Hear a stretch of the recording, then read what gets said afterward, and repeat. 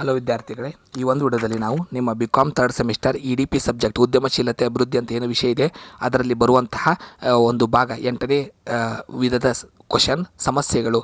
So 5 ಅಂಕಕ್ಕೆ ಕೇಳುವಂಥ 8ನೇ ರೀತಿಯಾದಂಥ ಒಂದು ಪ್ರಶ್ನೆ ಸಮಸ್ಯೆಗಳ ಮೇಲೆ ಯಾವ್ಯಾವ ರೀತಿಯಾದಂಥ ಪ್ರಶ್ನೆಗಳು ಇವೆ, ಯಾವುದಕ್ಕೆ ಉತ್ತರಗಳು, ಅದರ ಬಗ್ಗೆ ಡಿಸ್ಕಷನ್ ಮಾಡೋಣ. ಸೊ ಇದಕ್ಕೆ ಶಾರ್ಟ್ಕಟ್ ವಿಧಾನವನ್ನು ಮೂಲಕ ನಾವು ಒಂದು ವಿಡಿಯೋನ ಅಪ್ಲೋಡ್ ಮಾಡ್ತೀವಿ. ಸೊ ಅದರಲ್ಲಿ ಯಾವುದೇ ಸಮಸ್ಯೆ ಮೇಲೆ ಪ್ರಶ್ನೆ ಕೇಳಿದ್ರು ಕೂಡ ನೀವು ಬರೀಬೇಕಾಗಿರೋದು ಒಂದೇ ಉತ್ತರ. ಆ ಉತ್ತರವನ್ನು ಅದರಲ್ಲಿ ಅಪ್ಲೋಡ್ ಮಾಡ್ತೀವಿ. ಕೆಳಗಡೆ ಡಿಸ್ಕ್ರಿಪ್ಷನಲ್ಲಿ ಮೆಂಬರ್ಶಿಪ್ ಲಿಂಕ್ ಕೊಟ್ಟಿದ್ದೀವಿ. ಮೆಂಬರ್ಶಿಪ್ನ ಜಾಯ್ನ್ ಆಗಿ ಇದರಿಂದ ಯಾವ ರೀತಿ ಶಾರ್ಟ್ಕಟ್ಟಾಗಿ ನೀವು ವಿಷಯಗಳನ್ನ ಓದ್ಕೋಬೇಕು, ಯಾವ ಪ್ರಶ್ನೆಗಳು ಪೇಪರ್ನಲ್ಲಿ ಬರುತ್ತೆ ಅನ್ನೋದನ್ನು ನಾವು ಡೀಟೇಲ್ ಆಗಿ ವಿಡಿಯೋಗಳಲ್ಲಿ ಅಪ್ಲೋಡ್ ಮಾಡ್ತೀವಿ. ವಿಡಿಯೋಕ್ಕೆ ಬರೋಣ. ಸಮಸ್ಯೆಗಳು. ಮೊದಲನೇದು ಪ್ರಶ್ನೆ ಯಾವುದಂದರೆ, ಮಹಿಳಾ ಉದ್ಯಮಶೀಲರು ಎದುರಿಸುವ ಸಮಸ್ಯೆಗಳನ್ನು ಹಾಗೂ ಅವಕ್ಕೆ ಪರಿಹಾರ ಉಪಾಯಗಳನ್ನು ಚರ್ಚಿಸಿ. ನೀವು ಬರೀ ಸಮಸ್ಯೆಗಳನ್ನಷ್ಟೇ ನೆನಪಿಟ್ಕೊಳ್ಳಿ, ಈಗ ಸಮಸ್ಯೆಗಳನ್ನಷ್ಟೇ ಕೇಳ್ತಾರೆ. ಮೊದಲನೇದು, ಮಹಿಳಾ ಉದ್ಯಮ ಸಾಹಸಿಗಳು ಅನುಭವಿಸುವಂಥ ಸಮಸ್ಯೆಗಳಂದರೆ ಬಂಡವಾಳದ ಕೊರತೆ, ದುಡ್ಡಿನ ಕೊರತೆ ಇದ್ದೇ ಇರುತ್ತೆ. ಕಚ್ಚಾ ಸಾಮಗ್ರಿಗಳ ಕೊರತೆ, ಒಂದು ಉದ್ಯಮ ನಡೆಸಬೇಕಂದ್ರೆ ಅದಕ್ಕೆ ಕಚ್ಚಾ ಸಾಮಗ್ರಿಗಳು ಬೇಕು, ಅವುಗಳ ಕೊರತೆ ಇದ್ದಾಗ ಅದು ಸಮಸ್ಯೆ ಆಗುತ್ತೆ. ಮಾರುಕಟ್ಟೆ ಸಮಸ್ಯೆ, ಪೈಪೋಟಿ, ಬೇರೆ ಬೇರೆ ರೀತಿಯಾದಂಥ ಮಾರುಕಟ್ಟೆಯಲ್ಲಿ ಹೊಸ ವಸ್ತುಗಳ ಪರಿಚಯ ಆಗೋದು, ಮಧ್ಯವರ್ತಿಗಳ ಸಮಸ್ಯೆ, ಇವೆಲ್ಲ ಮಾರುಕಟ್ಟೆಯಲ್ಲಿ ಬರುತ್ತೆ. ಪ್ರಬಲ ಪೈಪೋಟಿ, ಬೇರೆ ಬೇರೆ ಕಂಪನಿಗಳು ಒಂದೇ ತೆರನಾದ ವಸ್ತುಗಳನ್ನು ಉತ್ಪಾದಿಸುವಾಗ ಮಾರುಕಟ್ಟೆಯಲ್ಲಿ ಬೆಲೆಯಲ್ಲಿ ಪ್ರಬಲ ಪೈಪೋಟಿ ಉಂಟಾಗುತ್ತದೆ. ಉತ್ಪಾದನಾ ವೆಚ್ಚದಲ್ಲಿ ಹೆಚ್ಚಳ, ಮಾರುಕಟ್ಟೆ ನಿರಂತರವಾಗಿ ದುಬಾರಿ ಆಗ್ತಾ ಇರೋದರಿಂದಾಗಿ ವೆಚ್ಚದ ಪ್ರಮಾಣದಲ್ಲಿ ಹೆಚ್ಚಾಗ್ತಾ ಹೋಗುತ್ತದೆ. ಇದರಿಂದ ನಮ್ಮ ವಸ್ತುಗಳ ಬೆಲೆ ಕೂಡ ಏರಿಸಬೇಕಾಗುತ್ತದೆ. ಆಗ ಮಾರುಕಟ್ಟೆಯಲ್ಲಿ ಬೆಲೆ ಹೆಚ್ಚಾದಾಗ ಬೇಡಿಕೆ ಇಲ್ಲದಂತಾಗುತ್ತದೆ.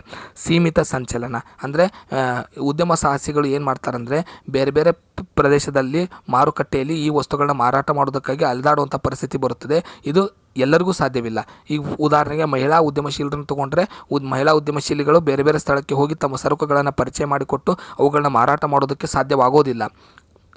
ಶಿಕ್ಷಣದ ಕೊರತೆ, ಉದ್ಯಮಶೀಲರಲ್ಲಿ ಮೊದಲು ಇರೋ ಸಮಸ್ಯೆನೇ ಏನಂದರೆ ಅದಕ್ಕೆ ಸಂಬಂಧಪಟ್ಟಂತಹ ಹಣವನ್ನು ಹೇಗೆ ಸಂಗ್ರಹಿಸಬೇಕು, ಉದ್ಯಮವನ್ನು ಹೇಗೆ ನೋಂದಣಿ ಮಾಡಬೇಕು, ಉದ್ಯಮವನ್ನು ಹೇಗೆ ಪ್ರಾರಂಭಿಸಬೇಕು, ಕಚ್ಚಾ ವಸ್ತುಗಳು ಹೇಗೆ ಸಿಗುತ್ತವೆ, ಇದರ ಶಿಕ್ಷಣ ಕೊರತೆ ಇದೆ. ಸೊ ಆ್ಯಕ್ಯುರೇಟಾಗಿ ನಮ್ಮ ಶಿಕ್ಷಣದಲ್ಲಿ ಮುಂದೆ ಮಾಡಬೇಕಾಗಿರುವಂಥ ಉದ್ಯಮ ನೌಕರಿಗೆ ಸಂಬಂಧಪಟ್ಟಂಥ ವಿಷಯ ವಸ್ತು ಅದರಲ್ಲಿ ಇಲ್ಲ.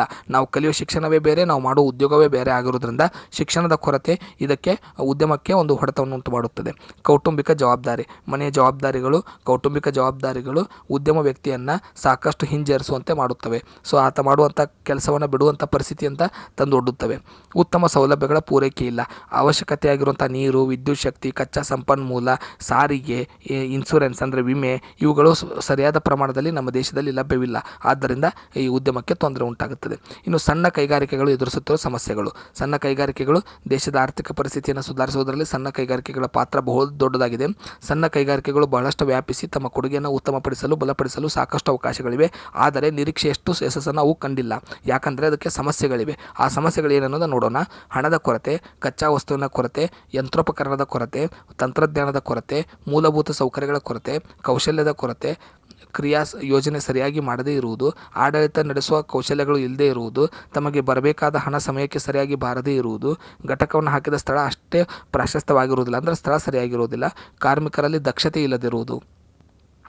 ಮೂರನೇ ಪ್ರಶ್ನೆ, ಉದ್ಯಮಶೀಲ ಅಭಿವೃದ್ಧಿಯಲ್ಲಿ ಕಾರ್ಯಕ್ರಮದಲ್ಲಿ ಒಳಗೊಂಡಿರುವ ಸಮಸ್ಯೆಗಳು, ಅವುಗಳನ್ನು ವಿವರಿಸಿರಿ. ಸಾಮಾನ್ಯ ಸಮಸ್ಯೆಗಳೆಂದರೆ ರಚನೆ ಮತ್ತು ಸಂಘಟನೆ, ಕಾರ್ಯನಿರ್ವಹಿಸುವ ಪ್ರದೇಶ, ಆದ್ಯತೆಯ ನಿಶ್ಚಿತಪಡಿಸಿಕೊಳ್ಳುವುದು, ನಂತರದ ಪರಿಶೀಲನೆಗಳು, ಹಣಕಾಸಿನ ನಮೂನೆಗಳು, ತಜ್ಞರ ಬೆಂಬಲ ಕಡಿಮೆ, ಅವಧಿ.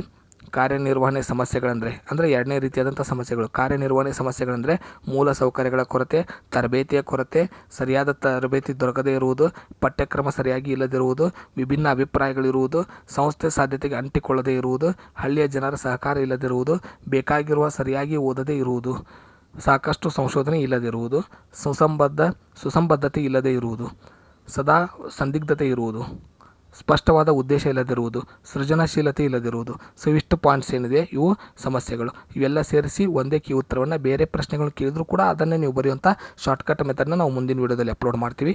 ಧನ್ಯವಾದಗಳು.